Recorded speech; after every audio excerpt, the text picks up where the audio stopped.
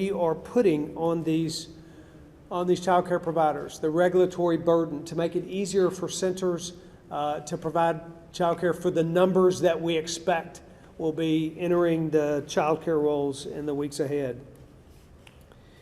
We're maintaining a safe space for children while at the same time dealing with a temporary situation that is putting more kids out of schools and into child care across Tennessee. We're temporarily suspending inspections in child care facilities that we currently do inspect and are under the guidance of the Department of Human Services.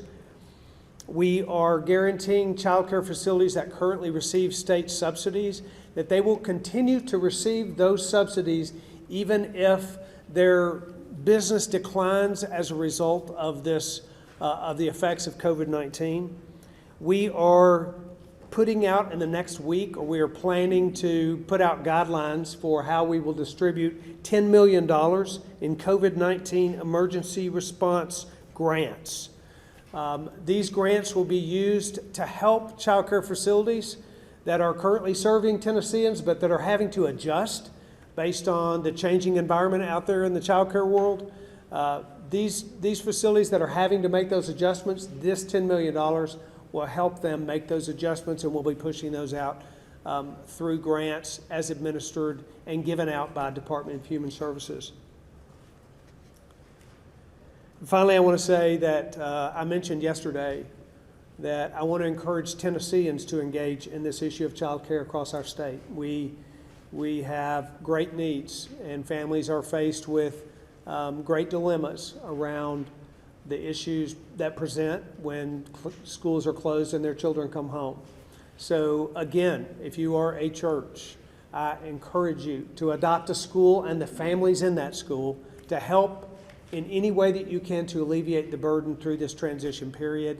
If you are a neighbor out there and you see a neighbor in need who has lost a job or has sudden child care needs, be a Tennessean, engage with those around us, and together we can alleviate some of the problems that will face us in the weeks ahead.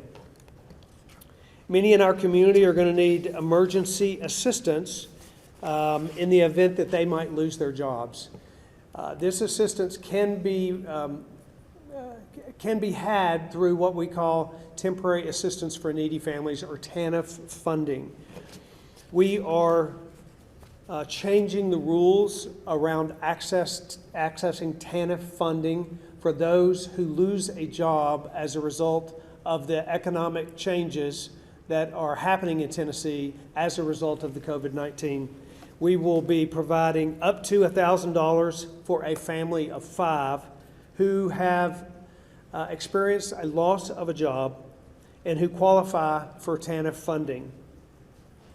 We're working with federal government on SNAP regulations, so that which is a supplemental nutrition assistance program for those who qualify. We're working with the federal government to provide easier access to SNAP funding, and we will have guidance from the federal government hopefully within a couple of days, and we will provide Tennesseans with information on access to SNAP funds.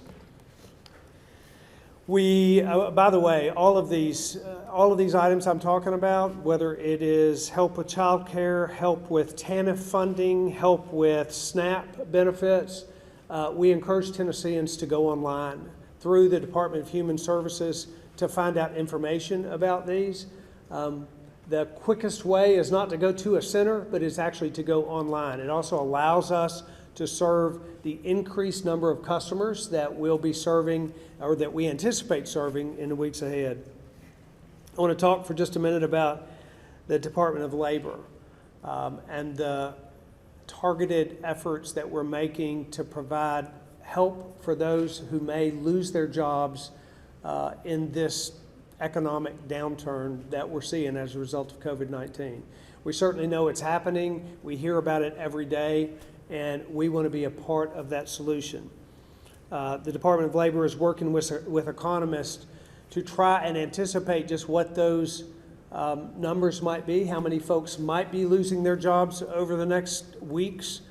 We know there will be some. We know there already have been some. So we want to work to alleviate and to mitigate that problem as much as possible. We have in our state what's called an unemployment insurance trust fund, and it is in effect a savings account for times of economic trouble. And it's unemployment benefits that are available to people who lose a job. So we're making some changes in our unemployment insurance trust fund. We will be providing unemployment benefits for those who lose a job as a result of the economic downturn, but we'll be also providing benefits for those who are quarantined by a doctor and who will be out of work for a period of time, temporarily suspended from their job, and will be going back to their job. Those benefits had not previously been available, but they will be available now. We will be working with the federal government in what we believe will be an announcement in the next couple days to temporarily eliminate job search requirements for those who are eligible for unemployment insurance through the Unemployment Insurance Trust Fund. And we have suspended rules that, previously it took approximately 3 weeks to get your first unemployment benefit payment, but we have suspended rules that will decrease the wait time and allow Tennesseans to get paid faster, those Tennesseans who do qualify for unemployment. So we've changed the regulatory rules around our trust fund in order to get people paid faster who have lost their job. Again, we encourage those who believe that they may qualify for unemployment benefits to go online with the Tennessee Department of Labor and find the process necessary in order for you to do that. We want to make it easy and as easy as possible for Tennesseans who find themselves without a job suddenly to access that trust fund. We also recognize that this situation places a particular strain on local governments and local municipalities. And many of the ways that the state can provide funding for its citizens, the local communities, local governments, and local county governments know even better how to provide benefits and assistance for their own communities. And to that end, we are proposing in the budget, in our amended budget that we will be providing to the legislature tomorrow for their review and approval, we're proposing $200 million to be distributed through grants, which will include the opportunity for counties and cities in every county and in every city across the state to use those $200 million, not only for infrastructure needs and for previously determined requirements for their counties and for their cities, but also for needs associated with COVID-19. We initially had suggested in our budget $100 million to counties. We've added $100 million more because we know that local governments know better than we do what's needed in their local communities, and this will allow for relief for citizens in cities and counties all over the state.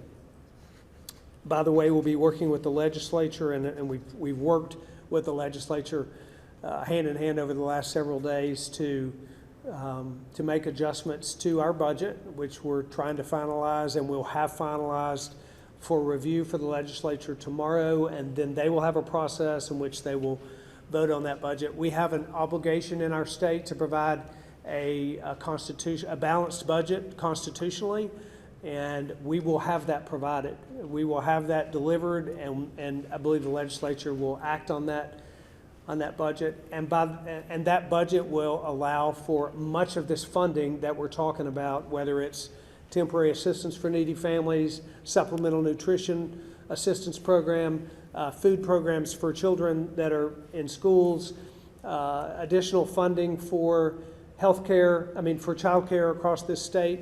There will be a number of programs that we will continue to roll out and that we will continue to give information on in the days and weeks ahead, and this budget will provide that assistance for those folks all across the state. I'm going to ask, we're going to have questions in a minute, and I'll ask Department of Health and Department of Human Services and Department of Labor and Workforce to come with me to ask questions, but I want to say one more thing as I close out this portion of the comments. And I said this yesterday, and I want to reiterate it. I want to say it every time we get before Tennesseans. This is up to us, and by us, I don't mean the government. I mean everyone, the state of Tennessee, local governments, nonprofits, churches, community organizations, but most importantly, it's up to individual Tennesseans to mitigate the spread of this disease. It is the little things that will make this happen. It is covering your mouth and washing your hands and staying home when you're sick and not going into places where there are crowds of people and staying in your home whenever you can. It is making the personal sacrifices that will save lives in Tennessee and that will lessen the economic impact that COVID-19 will have on every one of us and on all of our neighbors across this state. So I encourage you to engage and be a part in whatever way it is that you can. If you used to go to a restaurant that you don't feel like you can go to anymore, order takeout. Allow that restaurant to continue to stay in business, but make it safe by ordering takeout. I think that would be something that many Tennesseans across the state can do. There's a blood shortage in this country because of a number of reasons why those facilities are not receiving the blood that they normally do. Get out and donate blood at your local Red Cross or other facilities that accept blood. You can do that safely in this state, so I encourage you to do that. Work with your church to provide services for those in your community that find themselves in need. We already talked about childcare, but there are many other ways that you can serve your neighbors. We can together accomplish the things that need to be accomplished to slow the disease in Tennessee and to serve our neighbors in ways that Tennesseans are used to doing and always have done and can step up and do again today. And finally, I'll say again to Tennesseans, pray. Pray for for the citizenry of the state. Pray for your neighbors who are particularly negatively impacted by what's happening for them for what's happening to them around them. And pray for those who have to make decisions for wisdom and discernment, that we do so in a way that slows the spread of this disease and helps Tennesseans from one end of the state to the other. We will be happy to take questions now. If you all would step up to the stage, we'll answer questions. Governor, last week you announced that 11,000 employees, state employees, would be able to have the opportunity to work from home. What about the remainder 30-something thousand employees? I talked to some state employees who said they haven't gotten any guidance lately, at least since Friday. Are you eyeing, asking people to not show up to work? What are you looking at? So we made that announcement on Friday to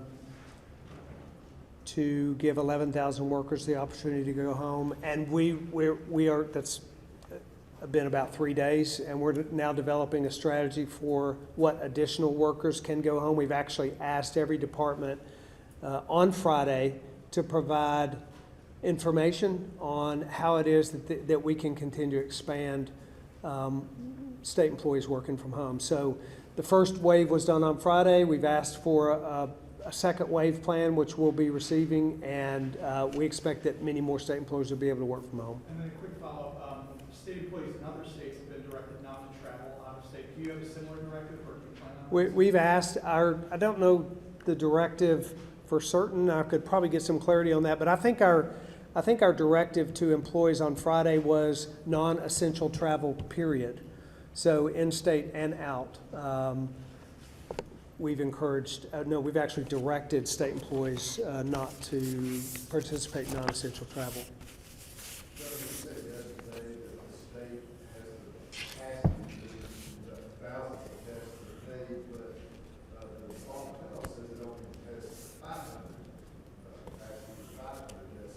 What's the contradiction there, and when do you expect state to be able to put thousands of tests in place in that? Between private between our private partners and the Department of Health, we can currently test thousands of people in the state of Tennessee. So that we don't ask them to report, but we know that Vanderbilt, for example, has the capacity to test 1,000 a day, that we have the capacity to test, I believe, Dr. Piercy, 900 a day. You may address this, but we have multiple private providers across the state, which is why I said yesterday that we can test thousands of people a day, and we don't have thousands of people presenting to be tested. So between our partnerships with our private providers and ourselves, we do in fact have that. So you said Andy? No. Capacity to test thousands a day. That's correct. We have the capacity.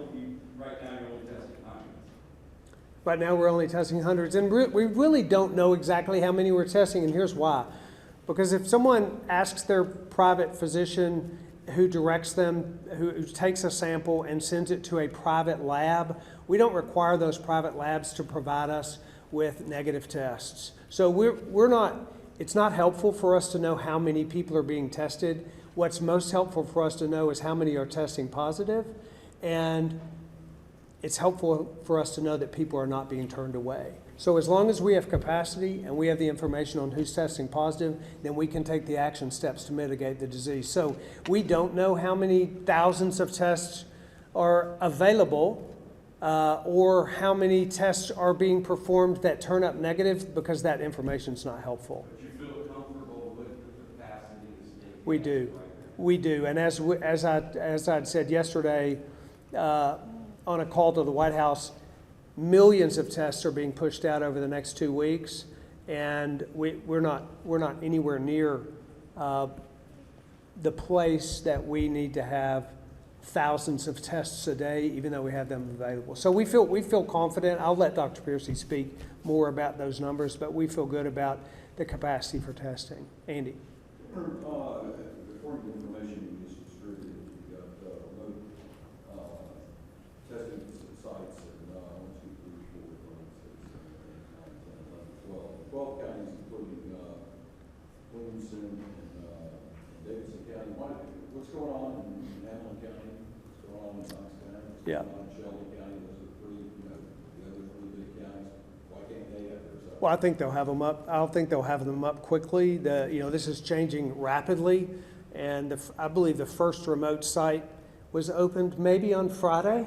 So we're 3-4 days into this and have multiple sites across the state. I think 3 or 4 days from now, we're going to see multiple sites in every major metropolitan area, and this is a function of private providers. So, the folks that are bringing this online are our private hospitals across the state, and they're doing an incredible job, frankly, of pulling up and standing up remote sites in a very short period of time. There are a lot of states that don't have drive-in testing at all, so I think we're going to see them spread all across the state, and it's really an issue for private providers who are putting these facilities up. Jonathan.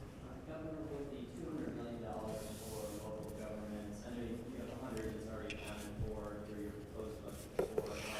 Where are you getting the extra money from? And just as a general sense, with how projections are going now, is there any sense that you might have to go to the rainy day fund at all this upcoming budget? We don't anticipate tapping into the rainy day fund. In fact, we anticipate that we'll be putting funds into the rainy day fund to prepare for a potential economic downturn that's coming in the future. So we're adjusting our budget right now. The way that that's primarily going to be adjusted is by significantly reducing the amount of proposed spending on non-essential items across the state, and that reduction in spending will create opportunities for investment in reserve funds and in emergency funds that we anticipate using over the next year. There's a lot about the next year that we don't know, but we need to be prepared. And let me just add too that I'm encouraged that we have funds built up in our unemployment trust fund, for example, that's going to provide unemployment benefits. Because of the strong economy for the last several years, that trust fund is at an all-time high for us, and that allows us to provide benefits today.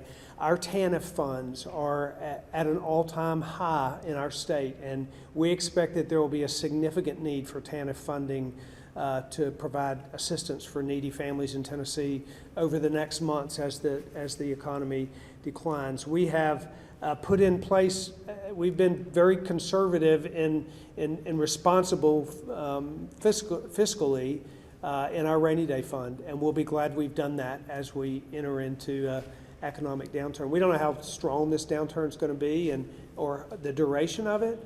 We certainly hope it's short-lived and not severe, but we want to be ready for it. So that's where the $100 million will come from.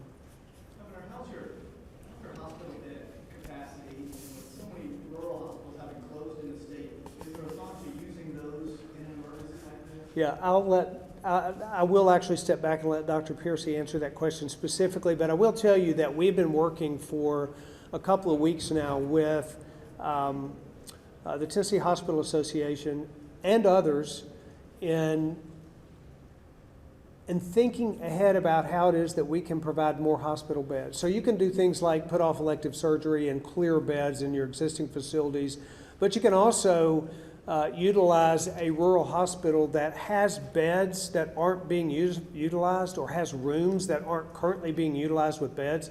You can expand your capacity there. So we're talking with providers all over the state to look at how it is that we can expand our bed capacity. You want to add to that? Thank you, Governor, and thank you for that question. The Governor's right. We do have somewhat of a tiered approach when we talk about levers we can pull to expand bed capacity. As he mentioned, canceling elective procedures is a very quick and relatively easy thing to do. The next thing is expanding capacity within the existing facility by using licensed but perhaps not staffed beds.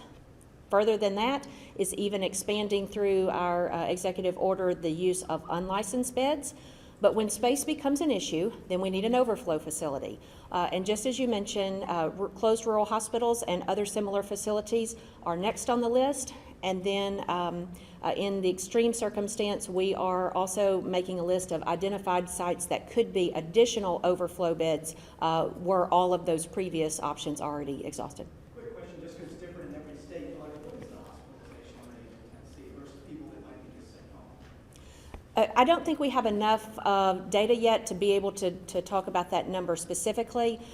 We know that from the Chinese study of 45,000 people that were infected in China, 80% were mild and did not require any medical care, 15% required hospitalization, and 5% required critical care. Again, I caution you to extrapolate too much out of the numbers we have already because the denominator is not big enough to be reliable. Governor, I had a question. While I think it's conservative group said Environment Tennessee is at least prepared to deal with this crisis and while basically says fundamentally it's number 5 number 9 nationwide because of the number of public health laboratories and the number of tested coronavirus cases and public health spending per capita and total public emergency preparedness fund. What do you have to say about that? I'd say that Tennessee is really well prepared for this crisis. We have sufficient testing. We currently have a strategy to provide for care, but most importantly, what we have is a citizenry who is engaged in social distancing and taking the steps necessary. We requested that schools close yesterday. 100% of them closed today. We see a movement of Tennesseans to comply with every effort to slow the speed of this disease, and I think we're very prepared for it. We are one of very few states who have rainy day funds who compare those rainy day funds with one of the lowest debt per capita burdens in America. We also have one of the lowest tax per capita burdens in America, and going into an economic downturn period, that's a state that's well prepared. We have record high funds in our state unemployment insurance funds. We have record high funds in our temporary assistance for needy family funding, and we are prepared for an economic downturn, and we are prepared from a health standpoint for the COVID-19 virus. Now, will we not have cases? Of course we're going to have cases. We're going to have significant number of cases, and because we're actually doing better than many states on testing, we may have a more rapid rise of testing of cases than other states because of the amount of testing that we're doing in this state. So I'm really encouraged by the teams from the private sector, from our health department, and from the state and the way that they've worked together to really attack this head on. And as tragic and as difficult as it is for our state, I think we're well prepared. Let's see one more question back here before we go to the phone. Is your hotline fully functional now with testing goes on and say the Wake County monitoring? Yeah, no, it's not fully functional. It's fully functional, but it is got so many people calling it that there's a wait line. So we're actually opening up a second call center, and you can address this that's going to have 50 lines, and we've secured 25 volunteers on Friday to serve in this new line that we'll have up in 48 hours. So the good news is people are calling in for information. The bad news is that the numbers of people calling in are more than we anticipated, but we're ramping up rapidly to make sure that we can provide information to Tennesseans. Any data on how many people call? Do you know? Yes, we're getting several hundred calls a day, and in full transparency, we've also got about that many on hold. And so we took the definitive action of saying, you know what, we need a second option. And so we are rapidly deploying that second option, and that will be in addition to the current. Just quite frankly, the demand exceeds the capacity, and we're addressing that definitively. How many calls did you say you're getting? The last numbers that I saw were in the 900 range a day. And obviously that's 900 completed calls, not the ones that didn't get through, unfortunately. Hold on, excuse me. We're gonna take questions from the phone now, and we're gonna open it up on the phone line. If you'd be able to identify your name and your outlet, and then we'll be able to answer your questions. Governor, this is Martha Aldridge at Chalky. This question is related to our students K through 12. One of the issues facing the legislature before recessing this week is addressing required state TN-ready testing that's scheduled to happen in our schools in mid-April. With schools closing statewide, Commissioner Schwinn has requested a federal waiver related to testing and working with the legislature on this issue. Can you speak to whether the legislature Can I what? What was the last part of that question? and also to soften or even gut-related accountability systems this year? Marta, would you be able to repeat that last bit? Repeat the last part. You mentioned that Commissioner Schwinn had requested a waiver from the federal government. Yes, and is working with the legislature on developing legislation to address this issue. And my question is whether the legislature, if you can speak to whether the legislature will move this week to scrap TN-ready tests for 2020, and also to soften or even gut-related accountability systems this year that are based on those tests. Well, we're, as you know, and actually what I said yesterday around school closures was the first thing to do is get kids safe and get them fed, and we've done that. But the second thing to do is then to approach issues around funding for our BEP, around federal requirements regarding assessments and testing and number of days that children are in school. Those are all issues that are urgent and that we are on top of and working on, but we don't have answers on any of them yet. Thank you. Hello, Governor. It's Natalie Allison with the Tennessean. I have a couple questions. The first of which is, are you all planning on dipping into this large TANF reserve to fund this increase in cash benefits? I know you've referenced the reserve, but you haven't directly said whether that's going to be a way you're going to fund these increased benefits.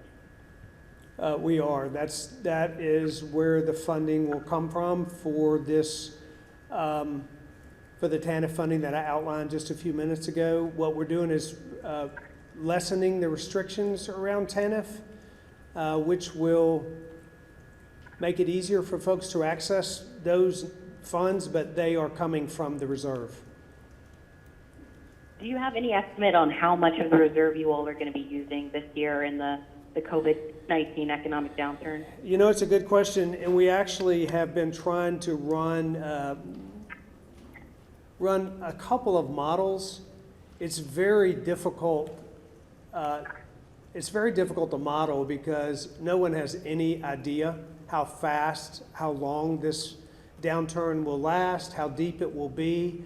Certainly 2 weeks ago, we had no idea that the impact economically that we might see from COVID-19 would be as severe as it was, or that the reaction to markets and to businesses would be so strong. So we're trying to model different scenarios, but I can't give you an answer on that now. What we're actually trying to do is make certain that we don't deplete those funds at a rate that is not helpful for the future. So we do that by temporarily lifting restrictions and then watching the actions that follow as a result of the downturn. Okay, and then my other question is, what about all of the people who are uninsured, who inevitably will need treatment, maybe a doctor visit or hospitalization due to COVID-19? I know you all have said, of course, testing is free for anyone who needs it, but are you all considering at all any kind of expansion of Medicaid right now? Well, what we're interested in is how people can receive treatment for COVID-19 and even those that are unemployed. There are a couple of approaches to that, and one of those is funding through Medicaid that allows specific targeted treatment funding. But the other one is through what we call our healthcare safety net. And what you'll see in our proposed budget to the legislature tomorrow is a significant increase in funding for the healthcare safety net that will, and those, as you know, are clinics, federally qualified health clinics, faith-based clinics, community clinics that provide care primarily for the uninsured all across our state. And in anticipation of medical needs, particularly around COVID-19, for uninsured, we will be partially funding those through the safety net. So we're thinking of and exploring multiple opportunities to provide health care for the uninsured that as it's related to this disease. All right, we'll take a couple more from the room. Are you considering this? This is Jason Reynolds at the Emergency Services. Well, what we're doing is talking and communicating regularly with the federal government over on all of the programs and subsidies that they're offering. Those are changing daily, and the announcements change daily. So we have created an office within the governor's office to stay connected to and work with and receive information on and apply for, as appropriate, every opportunity for funding that makes sense for our state. So that's something that comes down from the feds. Which funding did you? Economic injury disaster loan program. Yeah, that's not a state program, that's a federal program. As far as I know, it's a federal program. I don't know if we're looking specifically at that program. We're looking at every program that the federal government's offering to the state and determining whether that's necessary or not. And I'll make one other comment about that. Because we have been very fiscally responsible for several years in our state, we don't anticipate needing to borrow money from anyone to pay for the services that we want to provide to those in need. Again, we have prepared for this day, and we certainly never wanted this day to come, and we didn't know it would come this severely, but we're prepared in this state in ways that many other states are not. A lot of states have significant amount of debt already and so they'll need to borrow money to provide additional services. We are a state that is very unusual in that we don't have debt. It's one of the things that we're very grateful for in times like this. Not only do we not have debt, but we have surpluses, and those will allow us to not have to borrow. Governor, my understanding is that some of the flexibilities you're looking for with TANF will require some federal approval. Is that the case, and have you gotten federal approval for what you're trying to do at this point? We've gotten federal approval for parts of what we're going to do, and Danielle, would you like to comment? There are things that we're requesting through TANF, and why don't you make more specific comments? That it's kind of a half and half answer. Thank you. Basically, for the program that we would be rolling out as a result of this, it does not require additional federal approval. That what the governor mentioned was doing emergency cash assistance, and that is a program that we within the state are within our ability to create ourselves, and we do not need that additional approval. We are waiting, are we not, on SNAP benefits, SNAP, we are waiting. which work with our efforts towards SNAP. You can make a comment about that. So SNAP, our Supplemental Nutrition Assistance Program, is a little bit different, and that one does require additional federal approval, and that one is currently traveling with a bill that is traveling through Congress now, which we anticipate having. That is not something the states have the ability to control or regulate through any portion of that process for eligibility, and we won't have any further guidance on that until that bill passes through Congress. At this time, that's all the time we have for questions. Governor, do you want to make the closing statement? No, I just thank you for being here, and we'll be back here tomorrow. We'll talk about other work that we're doing. We want to, again, get as much information out to Tennesseans, make them understand what it is that we're doing, recognize the preparedness that we put in place, but understand the challenges that we face together.